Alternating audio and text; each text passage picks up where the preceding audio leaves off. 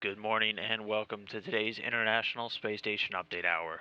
You're joining us here inside of the Flight Control Room in Houston, Texas, where the Orbit 2 team is currently on console, monitoring all of these systems on board the orbiting laboratory. They are being led today by Flight Director Heather Rarick, and joining her at the Capcom position, serving as the voice communication link between the crews here on the ground and the astronauts up in space, is Jack Fisher. And that crew right now is the Expedition 32 members. They're being led by Russian cosmonaut Gennady Padalka there in the middle.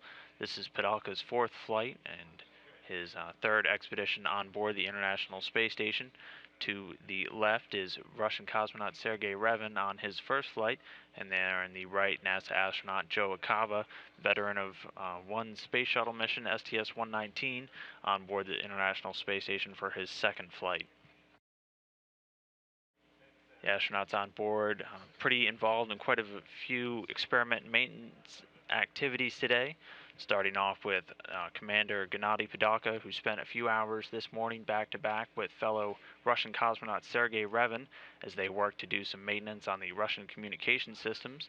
They're working with teams on the ground for an integrated command and telemetry system upgrade, which will be used later on in the future for different payload transmissions to ground sites.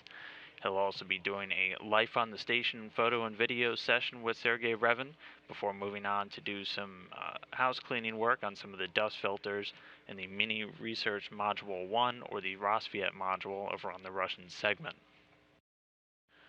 And his fellow Russian cosmonaut Sergei Revin, who again is working with him on those comm system upgrades and that Life on the Station photo and video, will also be doing some stowage work today in the 47 Progress vehicle, which will have some undocking and deorbiting activities later on in the month as part of a slew of activity with visiting vehicles on board the station.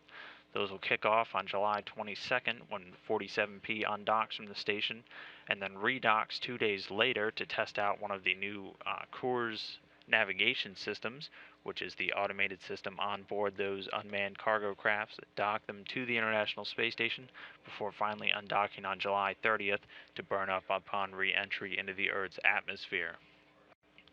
Revin will also be working on the Russian Matryoshka experiment, which is a radiation study which has a human torso mannequin with an array of sensors in different slices throughout it that looks to study the radiation dosage that these astronauts are exposed to during their long-duration space flights. And our third crew member of Expedition 32 right now is NASA astronaut Joe Acava, who's going to be working with two different experiments today, the first of which the BCAT-6. He'll be mixing, photographing, and stowing a few of the samples for that. BCAT, standing for the Binary Colloidal Alloy Test, looks to study colloids, which are tiny particles that are then suspended in different fluids to study some pretty basic particle physics. He'll also be working on the EarthCam, which stands for the Earth Knowledge Acquired by Middle School Students. He'll be setting that up in the wharf or the Window Observational Research Facility. He'll be doing that work today in preparation for a week-long session, starting today with the system checkout and some targeting calibration work.